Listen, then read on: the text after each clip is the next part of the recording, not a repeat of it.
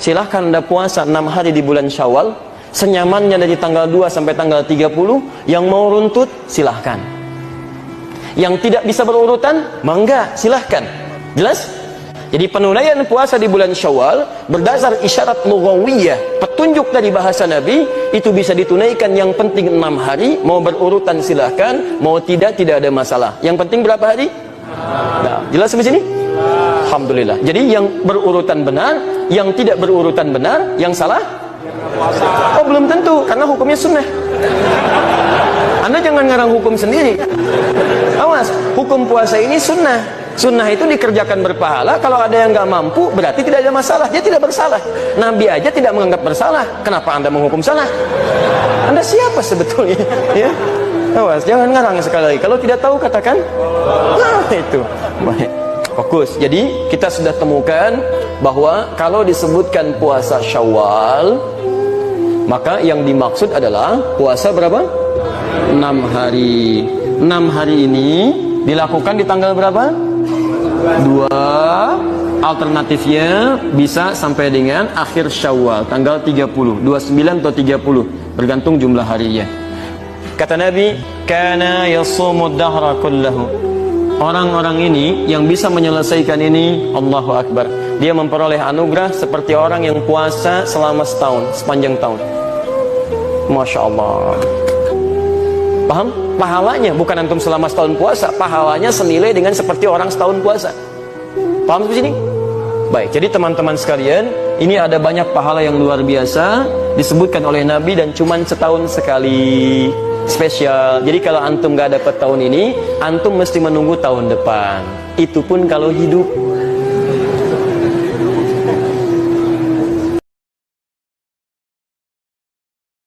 Empat hal mendatangkan rizki kemari. Yang pertama, qiyamul lail, salat malam. Yang kedua, berbanyak istighfar waktu sahur. Yang ketiga, berbanyak sedekah. Terus yang keempat, zikir, berzikir pagi hari dan sore hari. Di 4 zikir memudahkan rezeki dan cepat kaya. Yang pertama, subhanallah wa bihamdi subhanallahil azim astaghfirullah. Yang kedua, la haula wa la quwwata illa billahil aliyyil azim. Yang ketiga, la ilaha illallah al malikul haqqul mubin. Yang keempat, la ilaha illallah. حسبي الله لا إله إلا هو عليه توكلت وهو رب العرش العظيم. Setelah selesai sholat yang ditutup dengan salam itu, Assalamualaikum warahmatullahi, Assalamualaikum warahmatullahi. Kata Al-Quran, jangan terburu-buru untuk beraktivitas yang lain sebelum Anda menyempurnakan satu amalan, yang amalan ini begitu dahsyat dalam pandangan Allah Subhanahu wa Ta'ala. Nah, amalan ini ada setidaknya 6-7 amalan. 1, istighfar.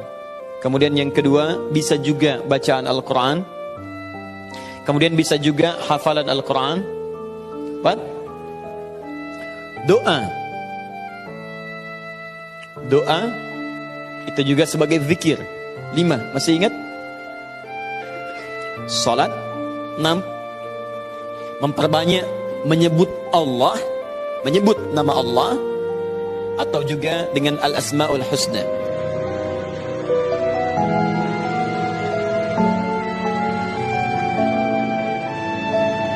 Jangan tinggalkan membaca surat 4 ini mau tidur, ya, khususnya yang risau takut disantet. Insya Allah mental ini semuanya.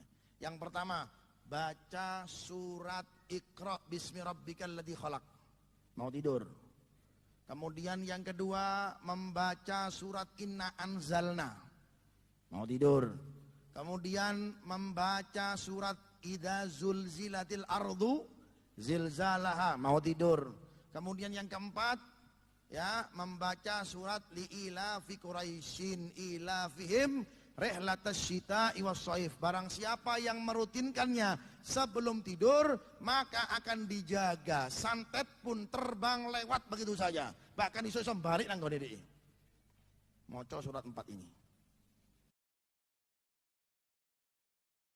Kehebatan la ilaha illallah itu disebutuhkan, tidak akan dibuka pintu langit ke-1, ke-2 sampai ke-7 oleh Allah bagi orang yang berdoa jika tidak melalui kalimat la ilaha illallah. Kunci pintu surga adalah la ilaha illallah. Alhamdulillah kita sudah mendapatkannya dan mudah-mudahan bisa membukanya. Sebaliknya, kalimat la ilaha illallah bisa menutup pintu neraka. Barokah dari langit dan bumi akan datang kepada orang yang banyak mengucapkan la ilaha illallah. Kalimat la ilaha illallah lebih berat dari langit dan petalah bumi. Siapa akhir sakaratul mautnya membaca kalimat la ilaha illallah dengan hati bermusahadah akan masuk surga. Manusia yang aku tolong, yang mendapatkan syafaat pada hari kiamat ialah siapa-siapa yang berkata la Allahumma salli ala sayyidina Muhammadin tibbil qulubi wa dawaiha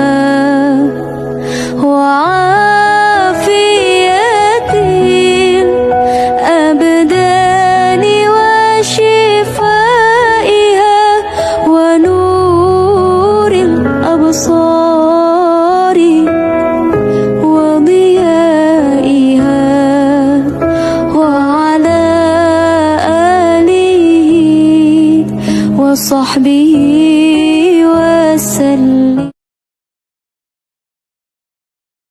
Ketika kita berbuat baik pada orang tua, baik itu banyak nanti dengan sikap, dengan harta benda, dengan perhatian, dengan macam-macam. Itu dicatat oleh Allah langsung sebagai ibadah.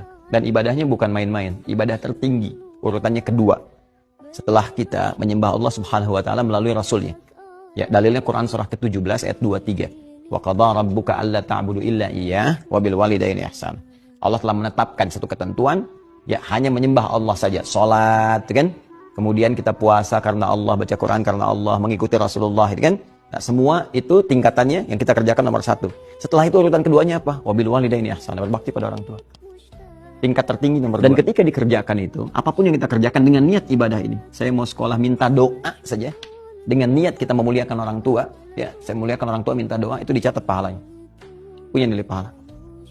Berapa pahalanya? Paling sedikit 10 kebaikan. Jadi kalau kita melakukan sekali aja, Assalamualaikum ma, insyaallah mama sehat selalu ya, dicatat langsung 10 kebaikan. Wah, itu kalau nyari pahala itu banyak sebetulnya peluangnya.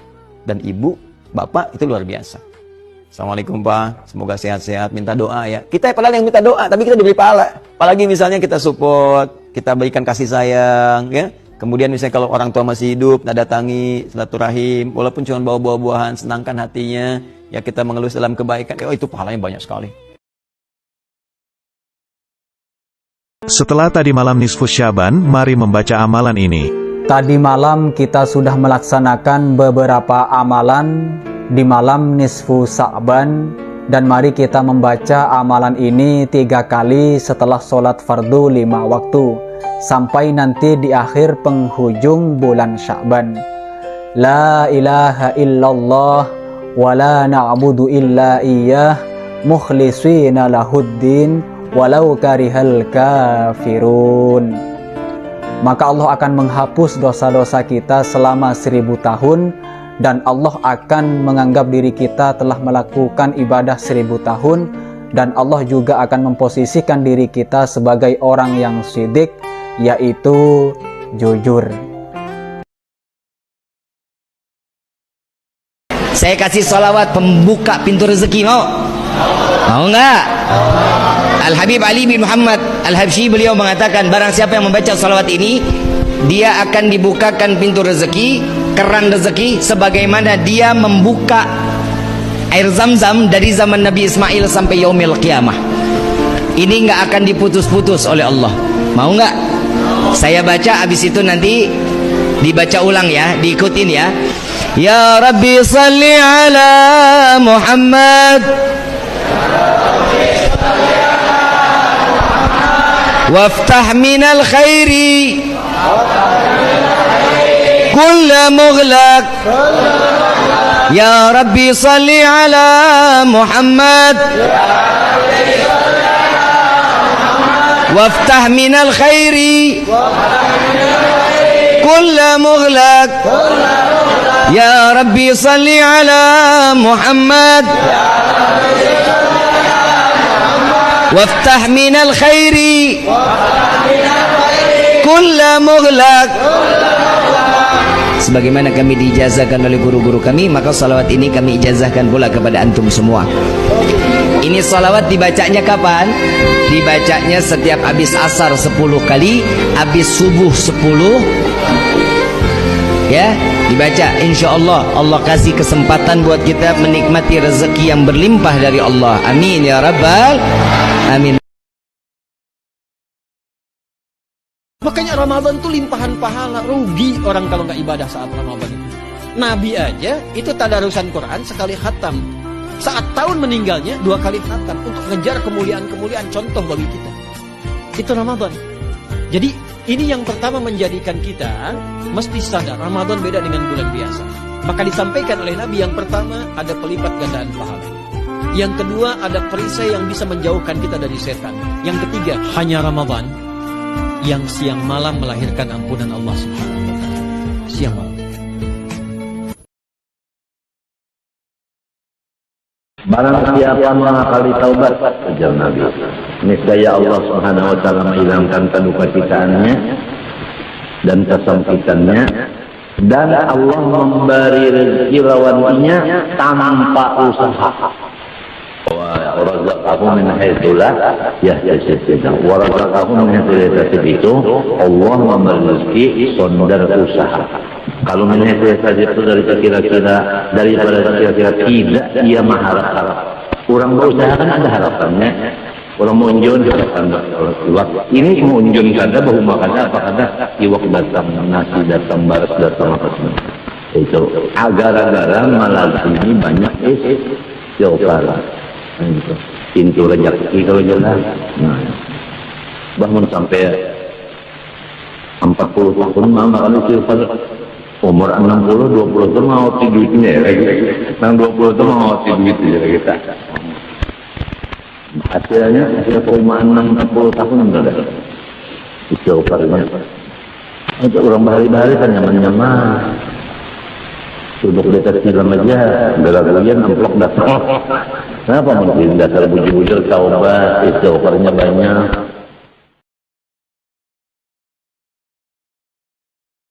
Salat malam tidak harus tidur dulu.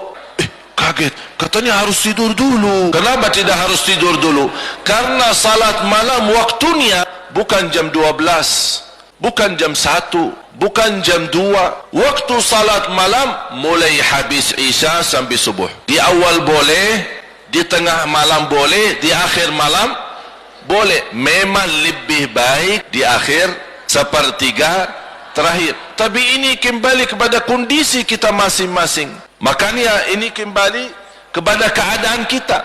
Ketika kita merasa diri kekhawatiran, ketiduran, tidak bisa bangun, segera ambil air wudu, salat semampunya, 2 rakaat boleh, 4 rakaat boleh, 6 rakaat boleh, sesuai kemampuan kita. Tutup dengan witir, 1 rakaat boleh, 3 rakaat boleh, 3 rakaat pun sekaligus boleh, atau dipisahkan 2 dan 1. Sudah tertulis dalam buku amal ahli witir. Kalau bangun lagi masih ada waktu kira-kira 20 menit ingin tahajud, boleh tahajud, tapi tidak boleh witir lagi, karena Rasul melarang 2 kali witir dalam 1 malam. La witrani fi layla, tidak ada witir 2 kali. Pemaksiat juga begitu. Kalau dia mau tobat, itu dicintai Allah. Ya, dosa sebesar apapun pengen tobat, itu Allah sangat cinta. Allah tuh sangat mencintai orang-orang yang tobat. Innallaha yuhibbut tawwabin. Allah sangat cinta dengan orang tobat. Ya, siapapun yang merasa banyak dosa dan berlumur, dia ingin tobat, dia adalah hambaku yang aku sayangi. Hei hambaku sayang, jangan pernah putus asa dari rahmat Allah. Assalamualaikum warahmatullahi wabarakatuh. Waalaikumsalam warahmatullahi wabarakatuh. Jawabnya waalaikumsalam. Bukan waalaikumsalam. Apa bedanya Pak Ustadz? Oh, bedanya banyak. Assalamu alaikum warahmatullahi wabarakatuh. Assalamualaikum pakai alif lam nih. Ada alif lamnya kan? Assalamualaikum, ma'rifah. Kalau jawab waalaikum salam, tak sama antara salam yang ini sama salam ini. Salam ini nakirah. Ini tertentu, ini tak tertentu. Keselamatan dari Allah. Ini waalaikum salam. Salah, tak betul. Maka jawabnya waalaikumsalam. Dan dilintaskan di dalam hati, kapan waktunya? Malam itu. Kalau ternyata Anda lupa tidak niat, maka puasa Anda tidak sah. Dan untuk mengantisipasi ini semua, maka ayo kita ngikuti madhabnya Imam Malik rahimahullah ta'ala di dalam niat. Maka malam itu hendaknya para imam membimbing jamaahnya untuk ngerapel niat, double niatnya. Ya Allah, aku niat puasa Ramadan sebulan penuh, gitu, di malam itu. Sehingga jika esok harinya kok bulan berikut, hari berikutnya kok tiba-tiba terlupa, Anda sudah ikut niat mengikuti caranya madhab Imam Malik, maka puasa Anda dianggap sah. Tapi dengan catatan, jika Anda masih bisa mengingat atau ingat, maka hendaknya Anda tetap niat satu malam, satu malam. Cuman untuk mengantisipasi saja, barangkali kita terlupa, lalu kita kok tidak niat, maka puasa kita tetap sah karena kita mengikuti madhabnya Imam Malik rahimahullah ta'ala. Allahumma ajirni minan nar. Dibaca 7 kali. Allahumma ajirni minan nar. 7 kali. Habis sholat maghrib. Kalau ternyata kamu habis subuh, Assalamualaikum warahmatullahi, Assalamualaikum warahmatullahi, habis sholat subuh, langsung ucapkan Allahumma ajirni minan nar 7 kali. Maka kamu kalau siang itu, pagi itu, pokoknya matahari terbit, kamu meninggal dunia, entah menjelang maghrib meninggal dunia, hari itu meninggal dunia, kamu diselamatkan dari siksa api neraka. Ya Allahumma ajirni minan nar. Ini baca dan amalkan. Ya, baca dan amalkan, ajarkan ke siapapun. Ya, ajarkan ke siapapun agar umat Islam punya benteng dari siksa api. Biasakan anak-anak kita minum air yang sudah dibacakan dalamnya suratul Fatihah. Jangan menunggu kiai, ustadz, habib datang untuk membacakan Al-Fatihah dalam air. Kita sendiri belajar. Baca 3 kali boleh, 1 kali boleh, 7 kali boleh. Habis itu tiup dalam air, boleh 3 kali. Kemudian silahkan minum. Kasih kepada anak-anak kita. Ada yang merasa gesak di hati, merasa stres kepalanya, boleh taruh tangan yang kanan di atas kepala dan baca Al-Fatihah. Di atas dada kita baca Al-Fatihah. Itu sungguh subhanallah. Al-Quran sebenarnya seluruh Al-Quran, seluruh isi Al-Quran itu obat. Qul huwa lilladzina amanu hudan wa shifa. Sungguh Al-Quran itu petunjuk dan obat. Saya sudah berusaha Ustadz ikhtiar untuk melamar seorang akhwat. Sudah saya persiapkan dan akhwatnya juga sudah siap untuk menerima. Tapi ketika saya akan lamar, tiba-tiba sudah keduluan dilamar orang lain. Dan akhwatnya menerima katanya ya. Maka bagaimana Ustadz saya menyikapinya? Itu tidak mudah. Sudah berusaha, ikhtiar, sinyalnya sudah kuat, tiba-tiba ketika akan masuk, keduluan oleh orang lain. Nah itu ada ujian juga. Saya katakan Quran surat 24 ayat 26. Yang baik ketemu yang baik lagi. Yang kurang baik ketemu yang kurang baik lagi. Kamu menginginkan sesuatu, Allah menginginkan yang lebih baik buat engkau. Karena di tulisan terakhirnya, saya ingin kembali menghafal Quran Ustaz. Sudah sekian juz saya hafalkan, saya ingin sempurnakan sampai 30 juz. Maka saya sampaikan berita baiknya. Barangkali yang Allah sedang siapkan untuk Anda adalah jodoh yang bisa menguatkan hafalan Anda dan menjaga Quran Anda sampai dengan kembali kepada Allah. itu ada di Quran surah kedua ayat 216. Kalau Anda sedang punya persoalan yang anggap Anda kecewa, jangan larut dalam kekecewaan. Perangi perasaan yang tidak baik. Boleh jadi yang Anda anggap tidak suka, ada kebaikan di dalamnya. Yang Anda kejar-kejar, justru ada hal yang tidak baik di dalamnya. Kenapa? Karena Allah tahu masa depan Anda tidak bisa baca masa depan. Ini yang baik di masa depan Anda. Ketika Anda ikuti, itu yang terbaik. Saya kasih amalan. Mulai hari ini, tolong jaga setiap hari baca Qul huwallahu ahad 10 kali. Dapat apa? Dapat rumah di dalam surga Allah. Hadis sahih. Bahkan ada riwayat yang sahih, ketika ditanya oleh Rasul, "Mengapa kamu baca ayat ini dan suka mengulangi?" Kata beliau, "Aku cinta surah ini karena membahas sifat Allah."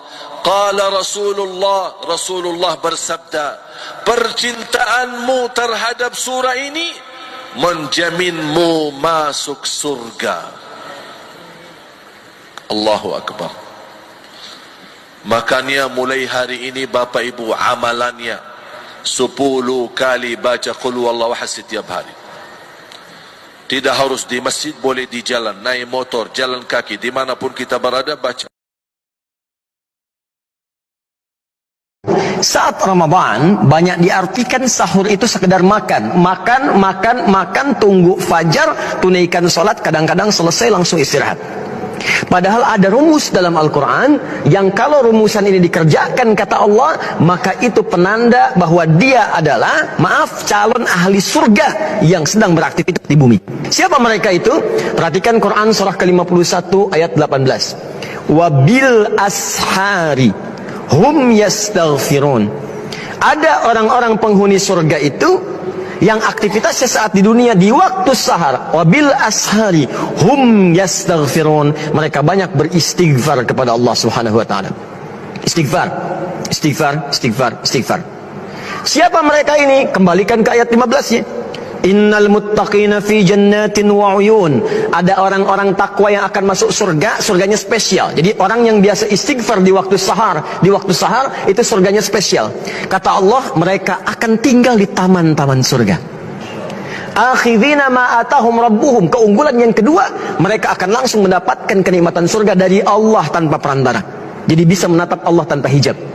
Ya, nanti di hari kiamat saat kembali kepada Allah. Nanti ayatnya di Quran surah 75 ayat ke-22 sampai dengan 23. Ya, wujuhun yawma idzin nadhirah. Ada orang yang wajahnya berbinar, gembira sekali. Bukan karena masuk surganya. Ya, bukan karena surganya. Ila rabbiha nadhirah, karena bisa menatap Allah langsung tanpa hijab seketika. Siapa di antara mereka itu? Inilah yang saat di dunia punya kebiasaan istighfar. Astagfirullah 100 kali, la ilallah 100 kali. Yang ketiga, salawat 100 kali. Yang pendek aja, sallallahu ala Muhammad. Pendek ya, gak usah dihafal-hafalin. Kalau lebih bagus, Allahumma salli ala Muhammad wa ala ali Muhammad. Boleh pakai Sayyidina Muhammad, boleh tidak. Yang ketiga, yang keempat, subhanallah wa bihamdihi subhanallah al-azim. Orang yang baca ini, yang terakhir ini, subhanallah, ini tidak akan miskin seumur hidupnya. Tapi berzikirlah ini bukan karena takut miskin, tapi karena ingin mendekat kepada yang maha kaya, Allah Subhanahu wa ta'ala. واحذروا من أن تمتزج أعيادكم بمخالفة أمر الله والخروج عن التقوى، بمصافحة الرجل أيام العيد لزوجات إخوانه، أو مصافحة المرأة لأزواج أخواتها وما إلى ذلك ممن ليس بمحرم، فليس إلى حل ذلك من سبيل، وقد حرمه الهادي والنبي الرسول الدليل صلى الله عليه وعلى آله وصحبه وسلم. Tahukah kamu, ternyata inilah amalan masuk surga tanpa mampir dulu ke neraka. Sahabatku, ternyata ada 3 amalan yang apabila kita mengerjakannya secara istiqomah, maka kita akan masuk surga dengan keadaan salam, yang artinya kita gak akan mampir dulu ke neraka. Apakah amalannya? Yaitu Rasulullah bersabda, "Wahai manusia, tebarkanlah salam, dan bagikanlah makanan, dan tegakkanlah sholat pada malam hari, yaitu salat tahajud ketika orang-orang sedang tidur, maka niscaya kalian akan masuk surga dalam keadaan selamat. Meriwayat ini hadis oleh Imam Tirmizi.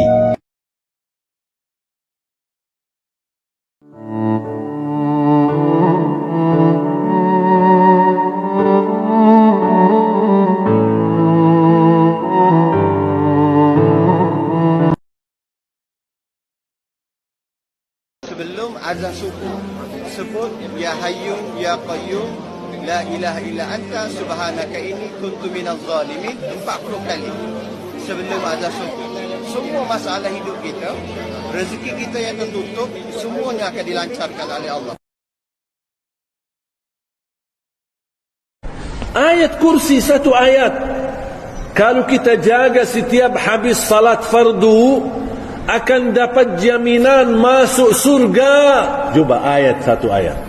Makanya saya sering ingatkan jamaah, kalau anda buru-buru, ada urusan, ada kerjaan, ada meeting, ada rapat, ada janji, begitu selesai salat, Assalamualaikum warahmatullah, Assalamualaikum warahmatullah, Astaghfirullah, Astaghfirullah, Astaghfirullah, Allahumma antas salam wa minkas salam, sampai habis, langsung ayat kursi. Habis itu dah apa-apa jalan.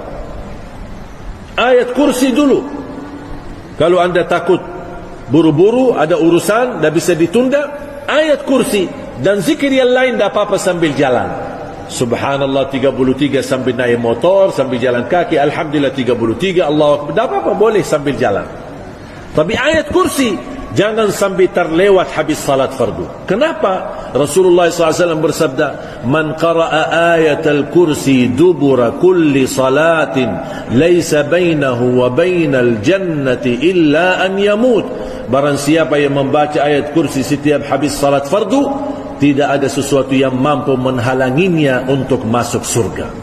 Subhanallah. Satu ayat. Rugi orang yang tidak baca ayat kursi. Dan ketika mau tidur, baca ayat al-kursi satu kali. Rasulullah SAW bersabda, Man qara ayat al-kursi inda an-naum, kana lahu min Allahi hafiz, wa la yaqrabahu syaitan. Barang siapa yang membaca ayat al-kursi ketika mau tidur, akan dilindungi dan dijaga oleh Allah, dan tidak akan didekati oleh syaitan. Jangan digoda, didekati aja tidak bisa. Tolong tanamkan cinta ayat al-kursi kepada anak-anak kita. Bapak ibu mohon doa restu. Saya harap semua yang hadir berkenan terlibat dalam perjuangan mencetak 1 juta penghafal Al-Quran. Mudah-mudahan bapak ibu berkenan menjadi keluarga besar Ahlul Quran. Mungkin kita bisa gagal menjadi penghafal Al-Quran, tapi insya-Allah sedekah kita, infak kita, perjuangan kita, fisik kita, tenaga kita, ilmu kita, apapun yang kita bisa berikan untuk Al-Quran, mudah-mudahan menjadi saksi baik dan tertulis nama kita mendapatkan syafaatnya Al-Quran. Amin. Anda pengen kaya, menata harta, menata diri aja belum sanggup, pengen kaya. Alih-alih maslahat, jadi maksiat nantinya. Belum sanggup menata diri, begitu diberikan harta, datangnya ke tempat maksiat, dipakai maksiat, kumpulnya dengan orang-orang perbuat maksiat, dikerjakan di tempat yang tidak disukai oleh Allah dan Rasulnya. Makanya sebelum sampai dapat amanah harta, kedudukan, ilmu, apa yang dilakukan? Perbaiki diri dulu, supaya memandangnya yang baik, mendengarnya yang baik, berucap yang baik, berjalan ke tempat yang baik. Begitu dititipkan kedudukan, andanya sudah baik, maka kedudukan itu ditempatkan pada tempat yang baik. Jadi sebelum Allah menitipkan kesuksesan, kebahagiaan pada aktivitas pekerjaannya, Allah didik dulu secara pribadi supaya ia benar dan sukses secara pribadinya. Jelas sampai sini? Salah satu tanda Allah mencintai hamba itu diringankan langkahnya untuk taat. Dan yang kedua nanti diberikan ujian. Jadi ada tandanya pada ketaatan, ada tandanya pada ujian. Saya katakan begini, jadi ketika Allah mencintaimu, maka jangan tolak cinta ketaatan itu dengan perbuatan maksiat. Ya, ini indahnya begini, la taqnatu min rahmatillah. Hambaku, jangan putus asa dari rahmat Allah. Innallaha yaghfiru dzunuba jami'a. Sungguh pakai nun taukid lagi. Pakai inna lagi. Harfu nasbin wa tawkidin tansibul isma wa tarfa'u khabara mabniyun 'ala al-fathi la mahalla lahu min al-i'rabi. Huruf yang menguatkan, menancapkan pada jiwa, berharakat fathah untuk menginspirasi. Buka hatimu, luaskan, tancapkan pada jiwamu. Kalau engkau sujud minta ampun sekarang, minta rahmatku, aku ampuni semua dosa-dosa yang pernah engkau kerjakan selama hidup. Kurang apa coba? Itulah rahmatnya Allah itu. Bacalah doa ini, jika tidak mau mati mendadak saat kamu nyeri dada kena serangan jantung atau angin duduk. Begini doanya. Rasulullah Shallallahu Alaihi Wasallam bersabda, barang siapa yang membaca doa ini walaupun 1 kali seumur hidupnya, maka Allah akan menjaganya dari penyakit angin duduk, stroke dan jantung. Dan barang siapa yang membaca doa ini saat terkena serangan jantung mendadak, maka insya Allah akan menyembuhkannya pada saat itu. Doanya seperti ini. Bismillahirrahmanirrahim. Allahumma inni a'udzubika minar rihil ahmar waddamil aswad wadda'il akbar, yang artinya, ya Allah ya Tuhanku, lindungilah aku dari angin merah dan lindungilah aku dari darah hitam, stroke dan penyakit yang berat. Bacalah doa ini ketika kamu terkena nyeri di bagian dada atau tiba-tiba terkena sesak napas atau sakit jantung, maka insya Allah akan menyembuhkan. Doa ini sudah diajarkan oleh Rasulullah Shallallahu Alaihi Wasallam. Semoga bermanfaat dan jangan lupa.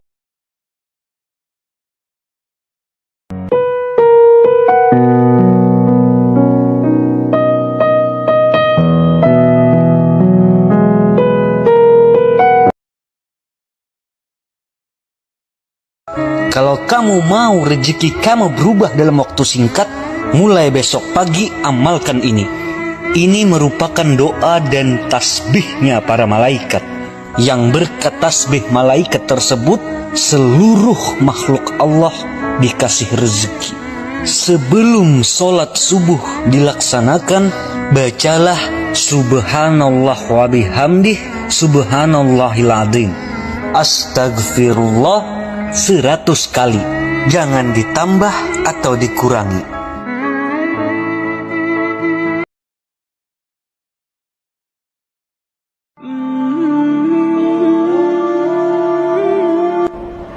Sepeda, motor, kendaraan, dari sekian mewah yang dikumpulkan dari hasil pekerjaan Anda, terlepas, terserah.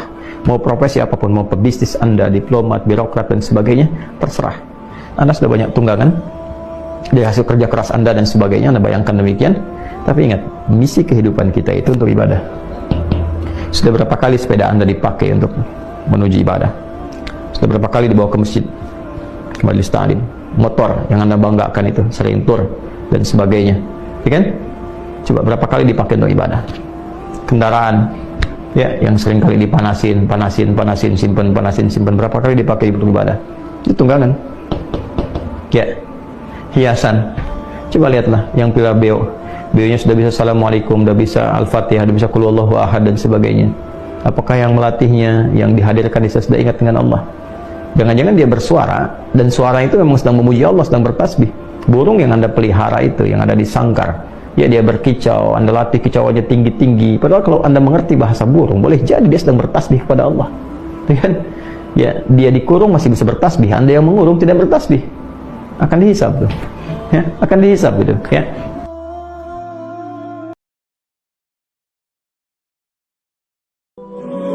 Bismillahi tawakkaltu ala Allahi la haula wa la quwata illa billah.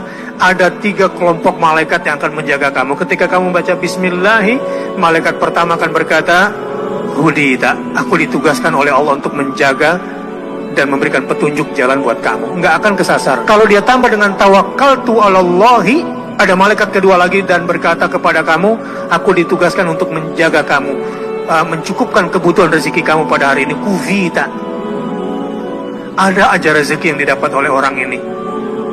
Kalau kamu lengkapi dengan baca la haula wala quwata illa billahi, datang malaikat ketiga yang bertugas berkata kepada kamu, wuqita, kamu akan diproteksi, kamu akan dilindungi. Bismillahi tawakkaltu alallahi la haula wala quwata illa billah. Ada 3 kelompok malaikat yang akan menjaga kamu. Ketika kamu baca bismillahi, malaikat pertama akan berkata, hudi.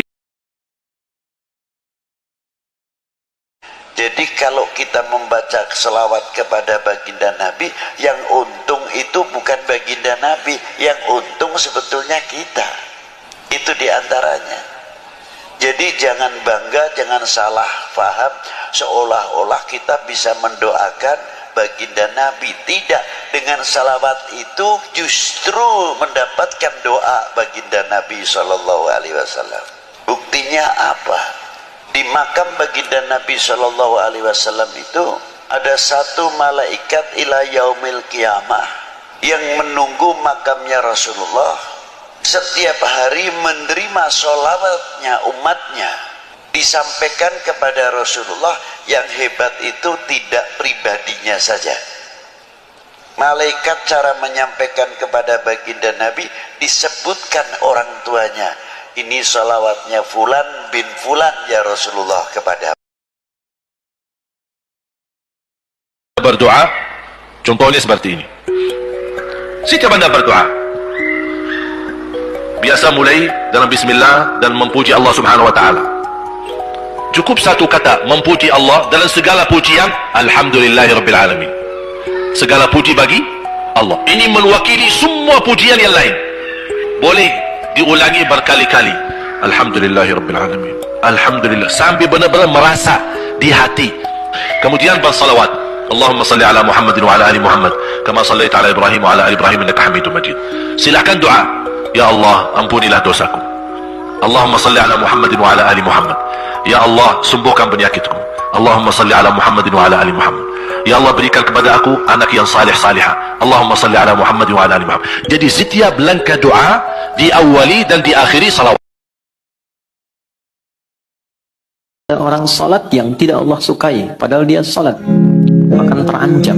Wailul lil musallin. Ada orang salat yang terancam, dinilai enggak bagus. Alladzina hum an salatihim sahun, yang lalai dari motif salatnya.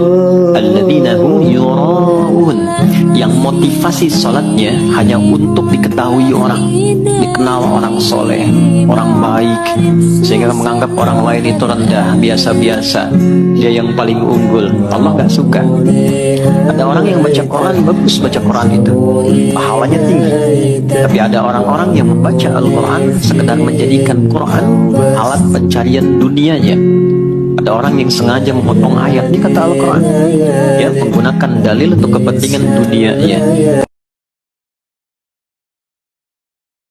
Yang menyebarkan Islam di Jawa Barat salah satunya adalah Syekh Syarif Hidayatullah, atau dikenal Sunan Gunung Jati, ya, Sunan Gunung Jati, Syekh Syarif Hidayatullah. Syekh Syarif Hidayatullah ini ayahnya adalah seorang syarif berketurunan Rasulullah Sallallahu Alaihi Wasallam, Raja Mesir di masanya.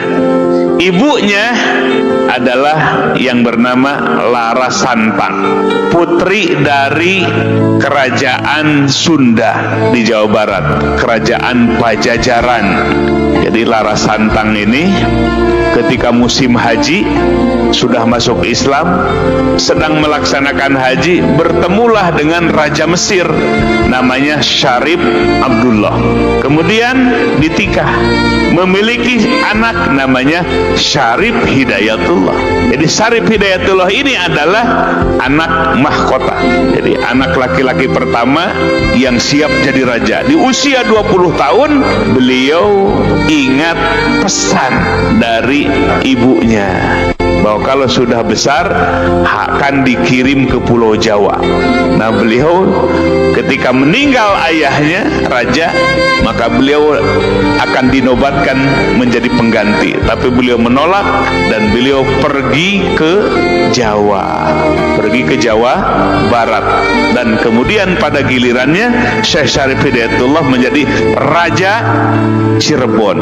Nah, ini seorang mursyid ulama sufi Supi sekaligus sebagai sultan, sekaligus sebagai penguasa, menyatu dalam satu diri. Kalau yang lain, ulama Sufi adalah sebagai mufti dalam sebuah kesultanan Islam. Tapi kalau Syekh Syarif Hidayatullah, ia raja, ia sultan, ia mursyid, ya ulama Sufi juga. Jadi menyatu dalam satu diri antara sultan, raja dengan ulama. Maka penyebaran Islam di Jawa Barat, tokoh utamanya adalah Syekh Syarif Hidayatullah. Syekh Syarif Hidayatullah memiliki anak namanya Syekh atau Sultan Hasanuddin, yang kemudian menjadi raja di mana? Menjadi raja di Banten. Ya, jadi kerajaan Banten pertama adalah Syekh Maulana Hasanuddin, ya, putra dari Syekh Syarif Hidayatullah. Barang siapa yang membaca Subhanallah walhamdulillah semua, wala ilaha illallah wallahu akbar, wala haula wala quwwata illa billahil aliyil azim. Barang siapa yang membaca subhanallah walhamdulillah wala ilaha illallah Allahu akbar, sama artinya dia mendapatkan pahala haji dan umrah. Kau tempatku meminta, kau beriku bahagia, jadikan aku selamanya hamba-Mu yang selalu bertanya. Teh, bagaimana sih caranya agar rezeki kita mengalir deras? Caranya seperti ini. Bacalah zikir ini setiap hari. Insya Allah rezeki akan selalu menghampiri kita. Bacalah astagfirullah 3 kali, baca subhanallah 3 kali, alhamdulillah 3 kali, dan Allahu Akbar 3 kali. Lalu bacakan subhanallah wa bihamdihi 7 kali. Bacakan Allahumma sholli ala Sayyidina Muhammad wa ala ali Sayyidina Muhammad sebanyak 10 kali. Lalu bacakan inna fatahna laka fatham mubina sebanyak 11 kali. Mari kita amalkan dan buktikan betapa dahsyatnya. Lalu kita akan mendapatkan rezeki yang halal dan barokah. Amin. Rezeki pasti bertambah dengan amalan ini.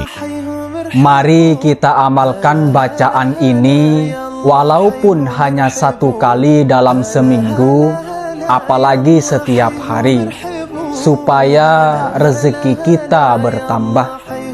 Alhamdulillahirabbil alamin, hamdan yuwafi ni'amahu wa yukafi mazidah. Maka Allah pasti menambah rezeki kita, baik yang berupa uang ataupun barang.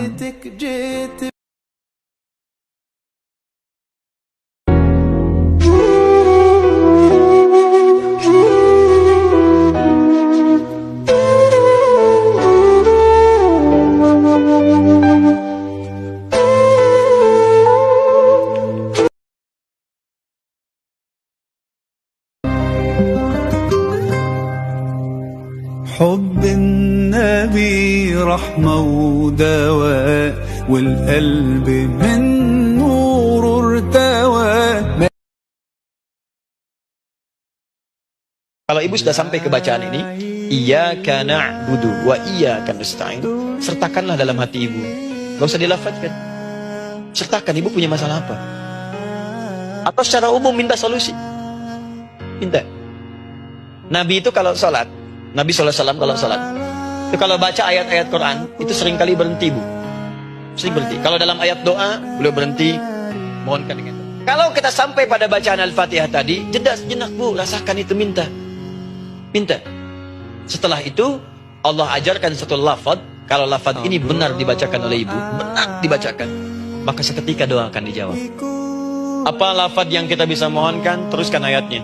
Ihdinas siratal mustaqim. Ihdinas siratal mustaqim. Ihdinas siratal mustaqim. Ihdina itu, ya Allah berikan kami hidayah, berikan kami jalan, berikan kami petunjuk, tunjukkan kami jalan yang lurus. Kalimat ihdina asalnya dari kata hidayah. Kalau sudah mengatakan ihdina artinya minta solusi, minta kemudahan, minta petunjuk. Jadi ketika ibu mengucapkan kalimat ihdinas siratal mustaqim, itu artinya, ya Allah, berikan kepada kami solusi dari masalah yang sedang saya hadapi.